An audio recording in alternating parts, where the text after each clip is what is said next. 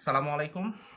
আমি Mahathir Mohamad, Rajshahi medical college third year MBBS student.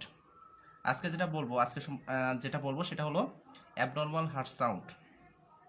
আচ্ছা, abnormal heart sound সম্পর্কে বলার আগে নর্মাল হার্ট সাউন্ড সম্পর্কে কিছু বলে নিই। সেটা হলো, অ্যাট ফার্স্ট আমরা জানি যে ভেন্ট্রিকুলার সিস্টোলির শুরুতেই আমাদের মাইট্রাল ভালভ এবং ট্রাইকাসপিড ভালভ ক্লোজ হয়। এটার জন্য যে সাউন্ডটা প্রোডাকশন হয় সেটা হচ্ছে আমাদের S1। আচ্ছা, এটা হচ্ছে আমাদের ভেন্ট্রিকুলার সিস্টোলি, এটা ডায়াস্টোলি, এটা ভেন্ট্রিকুলার সিস্টোলি এবং এটা ডায়াস্টোলি।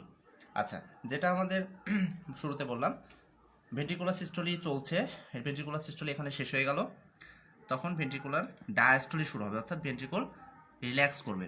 এখন ভেন্ট্রিকল যখন রিল্যাক্সেশন শুরু হবে তখন সাডেনলি অ্যাওর্টিক ভালভ এবং পালমোনারি ভালভ ক্লোজ হবে, যেটার জন্য আমরা পাই S2।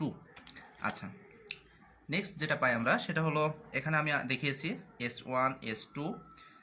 আমরা কিছু ক্ষেত্রে S3-কে নর্মাল হিসেবে পাই এবং S4-কে নর্মাল হিসেবে পেতে পারি। S3 আমরা পেতে পারি জেনারেলি ভলিউম ওভারলোডের কারণে, যেটা অ্যাট্রিয়াম স্ট্রংলি কন্ট্রাকশন করে, এগেইন ভলিউম ওভারলোড ভেন্ট্রিকল। আর S4 পেতে পারি আমরা প্রেশার ওভারলোডের জন্যে। আচ্ছা, আমরা এবার আসি অ্যাকচুয়ালি অ্যাবনর্মাল সাউন্ডে। আচ্ছা, অ্যাবনর্মাল সাউন্ডের আমরা যেটা পাই সেটা হলো, আমরা জেনারেলি কি জানি যে একটা ভালভ যদি ওপেন হয় সেটা নর্মালি কোনো সাউন্ড প্রোডাকশন করে না, কিন্তু যদি আমরা ভালভের ওপেনিংয়ে সাউন্ড পাই সেটাকে বলি আমরা অ্যাবনর্মাল। অর্থাৎ যে কোনো ওপেনিং অফ দ্য ভালভ সেটা যদি সাউন্ড প্রোডাকশন করে সেটা অবশ্যই অ্যাবনর্মাল। এবং এটা যদি সিস্টোলের সময় হয়, সিস্টোলের সময় যদি আমি ভালভ ওপেনিংয়ে আমরা যদি সাউন্ড পাই সেটাকে আমরা বলবো ক্লিক। আর যদি ডায়াস্টোলের সময় এরকম ভালভ ওপেনিংয়ে সাউন্ড পাই সেটাকে বলবো আমরা স্ন্যাপ।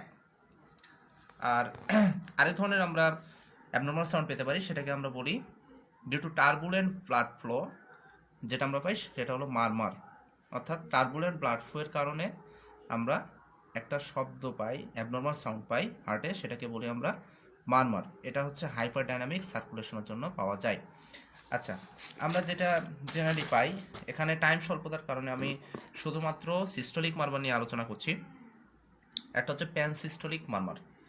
প্যানসিস্টোলিক মারমারটা কি, যে প্যান মানে হচ্ছে আমাদের একটা অল এরকম কিছু বোঝাবে, অর্থাৎ সব এরকম কিছু বোঝাবে। অর্থাৎ এখানে প্যানসিস্টোলিক অর্থাৎ পুরো সিস্টোল জুড়েই আমাদের মারমার শোনা যাবে, পুরো সিস্টোল জুড়েই মারমার শোনা যাবে। এমন একটি উদাহরণ হচ্ছে মাইট্রাল রিগার্জিটেশন, অর্থাৎ এখানে মাইট্রাল ভালভ রিগার্জিটেট করে।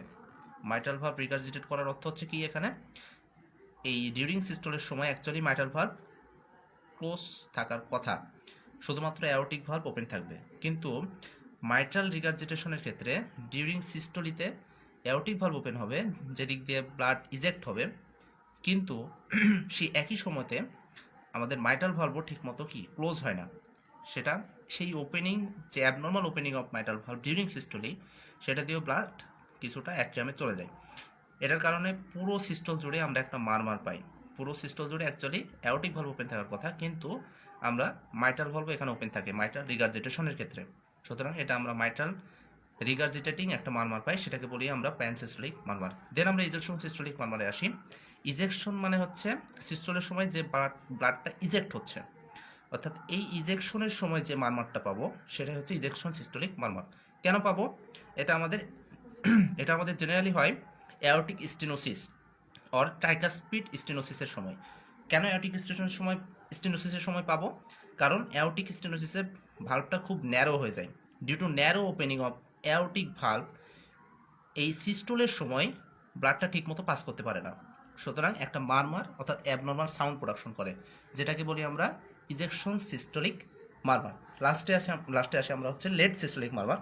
অর্থাৎ এটা শুরুতে আমাদের ব্লাডটা ইজেক্ট করবে, অর্থাৎ এখানে ব্লাডটা ইজেক্ট করবে অ্যাওর্টিক ভালভ দিয়ে ডিউরিং সিস্টোলি বাট কিন্তু এক সময় কি হবে, যে যখন আমাদের ভেন্ট্রিকুলার প্রেশার বেড়ে যাবে তখন মাইট্রাল ভালভের যে অ্যাপারেটাসগুলো, অর্থাৎ কর্ডা টেন্ডিনি অথবা প্যাপিলারি মাসেল, এগুলো দুর্বলতার কারণে, উইকনেসের কারণে মাইট্রাল ভালভটা ঠিকমতো কাজ করতে পারবে না, অথবা মাইট্রাল ভালভে কোনো প্রবলেম থাকার কারণে মাইট্রাল ভালভটা প্রোল্যাপস করবে। মাইট্রাল ভালভ প্রোল্যাপস করার কারণে কিছু পরিমাণ ব্লাড এই মাইট্রাল রিগার্জিটেশনের বা মাইট্রাল রিগার্জিটেটিং ভাল্ব দিয়ে কিছু পরিমাণ ভাল্ব অ্যাট্রিয়ামে চলে যাবে। সুতরাং মাইট্রাল প্রোলাপসের মাধ্যমে আমরা লেট সিস্টোলিক মারমার পাই। তাহলে লেট সিস্টোলিক মারমার কেন পাচ্ছি? ডিউরিং সিস্টোলি যখন ভেন্ট্রিকুলার প্রেশার বেড়ে যাবে তখন ব্লাডটা রিগার্জিটেট করবে, কারণ এখানে হচ্ছে weakness of the mitral valve prolapse করবে। সুতরাং এখানে ব্লাড কিছুটা কী হবে, মাইট্রাল ভাল্ব দিয়ে চলে যাবে। অর্থাৎ এখানে পাবো আমরা মাইট্রাল প্রোলাপসের কারণে লেট সিস্টোলিক মারমার। সকলকে ধন্যবাদ আমার ভিডিওটি দেখার জন্য। আসসালামু আলাইকুম।